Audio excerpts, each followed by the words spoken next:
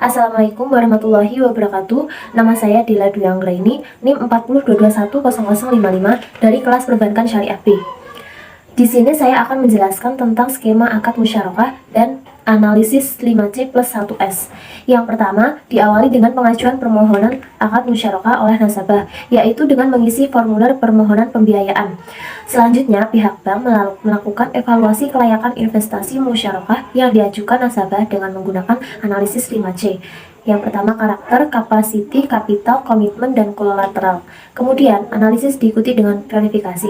Bila nasabah dan usaha dianggap layak, selanjutnya diadakan perikatan dalam bentuk penandatanganan kontrak musyarakah dengan nasabah sebagai mitra di hadapan notaris. Kontrak yang dibuat setidaknya memuat berbagai hal untuk memastikan terpenuhinya rukun musyarakah.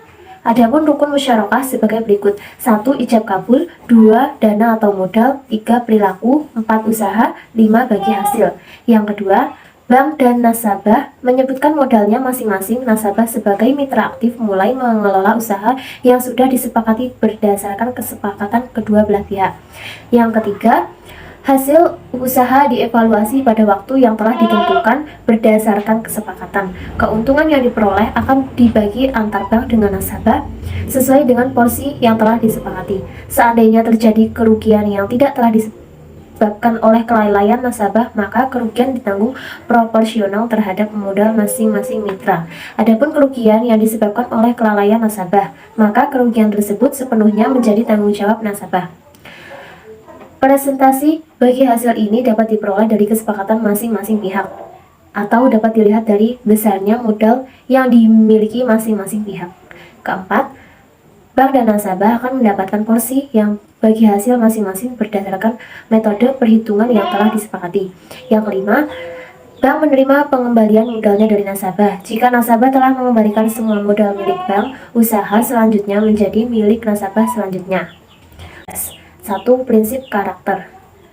Prinsip karakter di sini yang dimaksud adalah pihak bank akan melihat nasabah apakah mempunyai hutang atau tidak. Jika memiliki hutang, maka dapat dilihat bagaimana komitmen nasabah tersebut dalam memenuhi hutangnya. Karakter juga digunakan untuk mengetahui riwayat hidup calon nasabah, memeriksa hubungan sosial antara nasabah dengan tetangga, lingkungan tempat tinggal, dan teman kerjanya. Mencari informasi tentang calon nasabah apakah memiliki hobi membuang-buang atau tidak, dan mencari informasi nasabah suka berjudi atau tidak. Berdasarkan analisis karakter ini, nasabah yang kami peroleh tidak memiliki hutang, memiliki riwayat hidup baik, memiliki hubungan sosial yang baik dan tidak ada masalah dengan tetangga atau lingkungan sekitar dan juga temannya, tidak memiliki hobi menghambur-hamburkan uang, serta tidak suka berjudi. Yang kedua, prinsip capacity. Prinsip capacity ini terkait dengan kemampuan nasabah dalam membayar pembiayaan musyarakah. Bank akan melihat latar belakang nasabah yang melakukan pembiayaan seperti usaha yang dimiliki nasabah memperlihatkan kemajuan dari tahun ke tahun atau tidak, memiliki riwayat pendidikan nasabah, melihat nasabah memiliki kapasitas atau tidak untuk melakukan perjanjian atas kerjasama, menilai kemampuan dan keterampilan calon nasabah dalam menjalankan usahanya, serta mengukur kemampuan nasabah dalam mengelola usahanya, seperti strategi nasabah dalam mengembangkan usahanya dan karyawan yang dimiliki. Kemampuan usaha akan memberikan kejelasan kepada analisis sampai sebatas mana jumlah besar atau dari kecilnya pendapatan seseorang atau badan usaha dari waktu ke waktu. Capacity bertujuan untuk menganalisis seberapa kemampuan calon nasabah dalam mengelola usahanya dan membayar angsuran pembiayaan. Nasabah kami memiliki kemampuan finansial untuk melakukan pembayaran pembiayaan karena usaha yang dimilikinya memiliki kemajuan sehingga ia bisa mengembangkan usahanya melalui pembiayaan ini. Yang ketiga, prinsip kapital. Kapital adalah penilaian untuk mengetahui sumber pembiayaan yang dimiliki nasabah terhadap usaha yang akan dibiayai oleh bank. Apabila dikaitkan dengan usaha yang akan dibiayai oleh bank. Apabila dikaitkan dengan teori prinsip pembiayaan 5C plus 1S, bahwa penilaian pihak bank adalah akan menganalisis mengenai modal yang digunakan dalam usahanya, seberapa besar jumlah modal sendiri dan beberapa besar jumlah modal yang diperoleh dari pinjaman. Selanjutnya, prinsip kolateral. Kolateral merupakan jaminan yang diberikan nasabah kepada bank itu untuk yang bersifat fisik maupun non-fisik. Pihak bank harus memperhatikan kemampuan dan kesanggupan nasabah untuk melunasi kewajiban sesuai dengan perjanjian. Berhubung dengan teman sendiri, maka nasabah kami tidak perlu memberikan jaminan, hanya ia memberikan KTP asli sebagai jaminannya. Yang kelima, prinsip condition. Condition atau kondisi faktor perekonomian adalah kondisi usaha yang akan dijalankan nasabah tersebut baik atau tidak.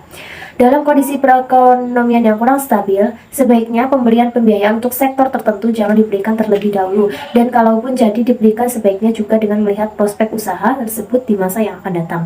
Kondisi usaha yang dijalankan teman saya ini baik karena pulsa maupun token listrik pasti dibutuhkan sehingga usahanya bisa berjalan terus baik sekarang maupun di masa mendatang.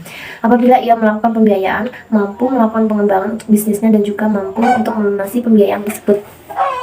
Yang terakhir, prinsip 1S yaitu prinsip syariah. Prinsip syariah diterapkan untuk melihat bidang usaha calon nasabah yang mengajukan permohonan pembiayaan murabahah serta mengkaji kebutuhan pembiayaan tersebut telah sesuai dengan jenis pembiayaan yang berdasarkan prinsip syariah.